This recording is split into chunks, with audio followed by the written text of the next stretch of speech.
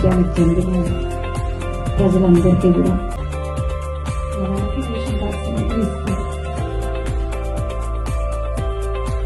గారి ఆధ్వర్యంలో సన్నబియ్య పంపిణీ కార్యక్రమాన్ని నిర్వహించుకోవడం జరుగుతుంది. కేసీఆర్ పరిపాలన తీసుకున్నాడు. ఈరోజు వాళ్ళు 10 ఏళ్ళు పరిపాలించిన తర్వాత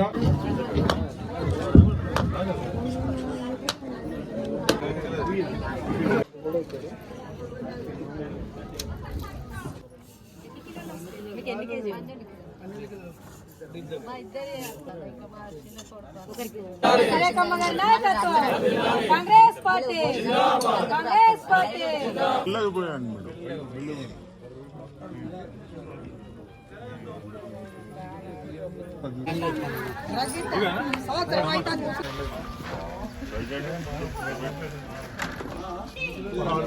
నమస్కారాలు.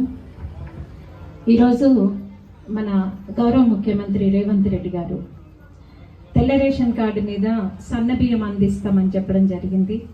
గతంలో మనకు దొడ్డు బియ్యం ఇస్తే అవి చాలా మంది తినకుండా, దాంట్లో భాగంగా మొన్న ఉగాది రోజు నల్గొండ జిల్లాలో సన్న బియ్యం అనేది 3 కోట్ల మందికి అందిస్తున్నామని చెప్పి ముఖ్యమంత్రి గారు చెప్పడం జరిగింది. అయితే గతంలో ఎన్టీ రామారావు గారు ఉన్నప్పుడు 2 రూపాయల కిలో బియ్యం అనే పథకం ప్రవేశపెట్టిండ్రు. ఆ తర్వాత కిరణ్ కుమార్ రెడ్డి గారు వచ్చినాక రూపాయికి కిలో బియ్యం అనేది ఇవ్వడం మొదలు పెట్టిండ్రు. అయితే అవే బియ్యం మళ్ళీ ఇప్పటి వరకు దొడ్డు బియ్యమే పంచుతూ ఉన్నారు. అవి చాలా మంది తినడానికి ఉపయోగించుకోకుండా 10 రూపాయలకు 13 రూపాయలకు అమ్ముకోవడం మొదలు పెట్టిండ్రు. అట్లా కాకుండా అందరికీ ఉపయోగపడే విధంగా ఇప్పుడు సన్న బియ్యం అనేది ఇవ్వడానికి శ్రీకారం అనేది చుట్టిండ్రు. ప్రతి ఒక్క పేద వాళ్ళకు కూడా ఒక్కొక్కరికి 6 కిలోల బియ్యం ఉచితంగా అందించడం జరుగుతుంది. అంటే మీరు ఇంతకుముందు ఇచ్చే రూపాయి కూడా ఇవ్వాల్సిన అవసరం లేదు. అందరికీ మీ రేషన్ కార్డుల మీద 6 కిలోల బియ్యం ఇస్తారు. ఇంకొకటి, గత ప్రభుత్వం 10 ఏళ్ళల్లో రేషన్ కార్డులు అనేటివి కొత్త రేషన్ కార్డు ఒక్కటి కూడా ఇవ్వలేదు. అయితే ఇప్పుడు ప్రభుత్వం 5 లక్షల మందికి ఎవరైతే అర్హత ఉన్నదో వాళ్ళందరికీ కూడా రేషన్ కార్డు ఇవ్వడానికి సంకల్పించిండ్రు. ప్రతి ఒక్కరికి కూడా రేషన్ కార్డుగా అప్లై చేసుకున్న వాళ్ళకి రేషన్ కార్డ్స్ అనేటివి ఇస్తారు. మన కాంగ్రెస్ పార్టీ తెలంగాణలో అధికారం చేపట్టిన తర్వాత సామాన్య ప్రజలకు, పేద మధ్యతరగతి, దిగువ మధ్యతరగతి ప్రజలకు ఉపయోగపడే పనులే చేస్తూ ఉంది. ముఖ్యంగా మహిళలకి మన గవర్నమెంట్ వచ్చినాక పెద్దపీట వేయడం జరిగింది. మొట్టమొదటి పథకం మహిళలకు ఉచిత బస్ సౌకర్యం కల్పించినాం. ఆ తర్వాత 500 రూపాయలకే గ్యాస్ సిలిండర్, అలాగే 200 యూనిట్ల వరకు కరెంటు ఫ్రీగా ఇస్తున్నాం. అలాగే రైతులకి వాళ్ళకి 2 లక్షల వరకు రుణమాఫీ, అట్లనే ఎకరానికి 6,000 రూపాయలు రైతు భరోసా పథకం. ఇవన్నీ కూడా తెలంగాణ ప్రభుత్వం, కాంగ్రెస్ ప్రభుత్వం అమల్లోకి తీసుకొస్తుంది. అలాగే మనం స్థానికంగా చూస్తే ఇక్కడ తాగునీళ్ళకు కానీ సాగునీళ్ళకు కానీ ఎలాంటి ఇబ్బంది లేకుండా ప్రేమ్ సాగర్ రావు గారు, అంటే గతంలో మనకు గోదావరి తలాపుకే ఉంది, కానీ ప్రతిసారి తాగునీళ్ళకి మన మంచిర్యాల కానీ నస్పూర్ పట్టణంలో కానీ చాలా వార్లలో ఇబ్బందిగా ఉండేది.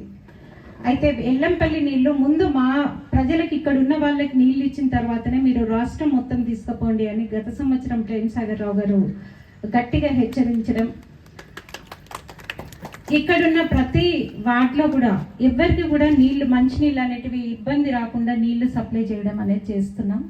అలాగే రైతులకి కూడా గత సంవత్సరం ఏసంగికి మనం సాగునీళ్ళు కూడా ఇవ్వడం జరిగింది. రాష్ట్రం మొత్తం నీటి ఎద్దడి ఉంటే మన దగ్గర మాత్రం తాగునీళ్ళు, సాగునీళ్ళు 2 కూడా పుష్కలంగా ఇవ్వడం అనేది జరిగింది.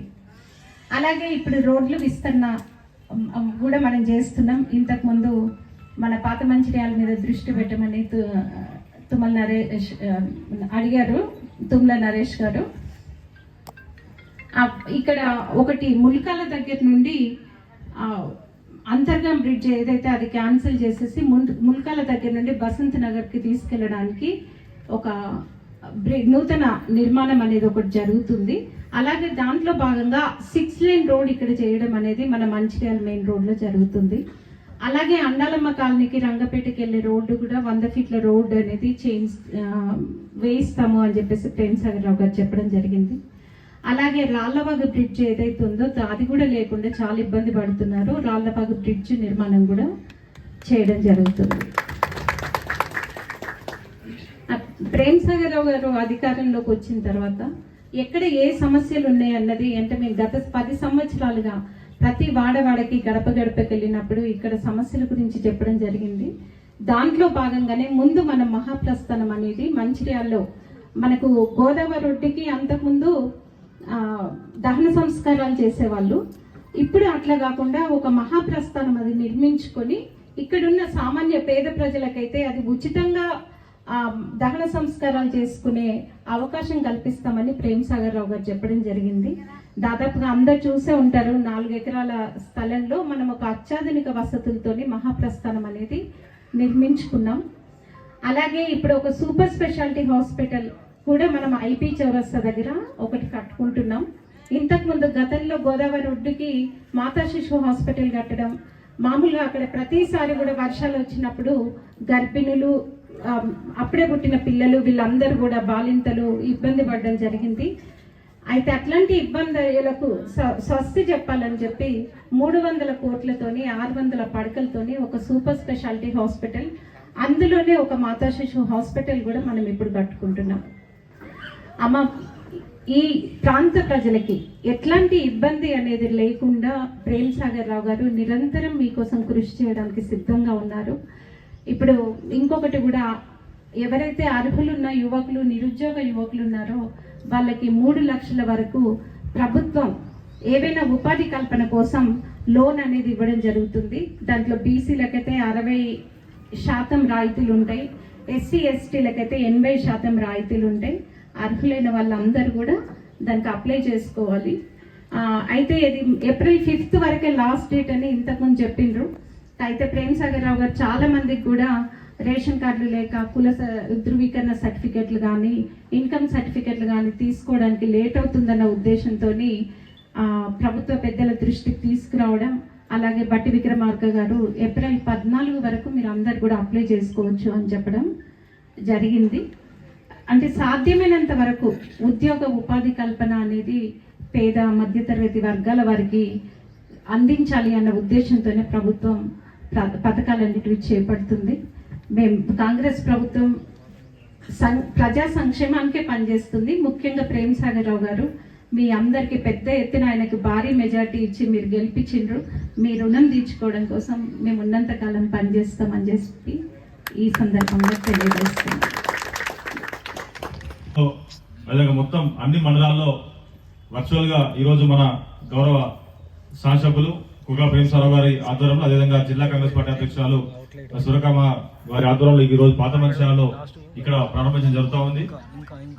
అయితే మరి రాష్ట్ర ప్రభుత్వం ప్రతిష్టాత్మకంగా తీసుకున్నటువంటి సన్నబియ్యం పంపిణీ కార్యక్రమం అనేది మరి పేద ప్రజలకు కావచ్చు, లేకుంటే మరి రేషన్ కార్డు ద్వారా మరి తినేవారికి కావచ్చు, ఒక మంచి అవకాశంగా భావిస్తూ ఈ రాష్ట్రంలో ఎన్నో ఏళ్లుగా గత ప్రభుత్వాలు చేయని విధంగా కార్యక్రమాలు చేసుకుంటూ ఈరోజు ప్రజలందరూ కూడా మరి సీఎం మరి కొడుకు కోడలు ఏ విధంగా మరి సన్నబియ్యం తింటారో ప్రతి కుటుంబంలో అదేవిధంగా సన్నబియ్యం తినాలనే ఉద్దేశంతో ఈరోజు మన గౌరవ ముఖ్యమంత్రి గారు, అదేవిధంగా మంత్రివర్గం మొత్తం ఈరోజు రాష్ట్రం మొత్తానికి కూడా దాదాపుగా 3 కోట్ల పైచలకు మరి ప్రజలకు ఈరోజు ఈ సన్నబియ్యం సమకూరుస్తున్నందుకు మరి ప్రభుత్వానికి మనం ఎంతో రుణపడాల్సిన అవసరం ఉంది.